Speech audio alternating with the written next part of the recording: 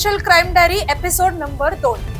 आजच्या डिजिटल युगात सायबर गुन्हेगार नवनवीन युक्त्या वापरून नागरिकांची फसवणूक करत आहेत। घर बसल्या नोकरी, पार्ट टाइम जॉब, जास्त पगार आणि कमी कामाची आमिष दाखवून अनेकांची लाखो रुपयांची फसवणूक होत आहे।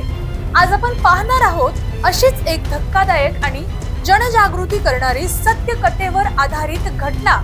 एका तरुणाच्या मोबाईलवर व्हॉट्सअॅपवर मेसेज येतो, घर बसल्या काम करा, दिवसाला 5,000 ते 10,000 कमवा।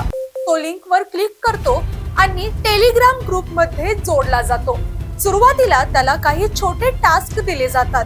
500 गुंतवल्यावर 800 परत मिळतील। विश्वास बसतो।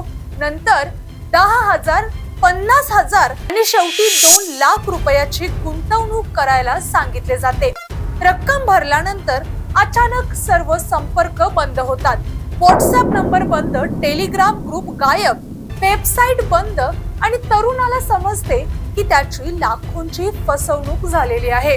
पीडित व्यक्ती सायबर पोलीस ठाण्यात तक्रार करायला जातो। Cyber police IP address, bank account, mobile number आणि डिजिटल ट्रान्झॅक्शनचा तपास सुरू करतात। तांत्रिक तपासाच्या आधारे आरोपींचा माग काढला जातो। शेवट पोलीस आरोपींना अटक करतात। न्यायालय आरोपींना न्यायालयीन कोठडी सुनावते। मित्रांनो, कोणतीही नोकरी पैसे भरून मिळत नाही। अनोळखी लिंकवर क्लिक करू नका। OTP, पासवर्ड, बँक डिटेल कोणालाही सांगू नका। संशयास्पद व्यवहार झाल्यास त्वरित 1930 या राष्ट्रीय सायबर हेल्पलाईन वर संपर्क साधा किंवा जवळच्या सायबर पोलीस ठाण्यात तक्रार करा। सतर्क नागरिकच सुरक्षित नागरिक। सायबर गुन्हेगारांपासून सावध रहा। SP9 स्पेशल क्राईम डायरी, गुन्ह्यांचा पर्दाफाश, जनजागृतीचा विश्वास। धन्यवाद।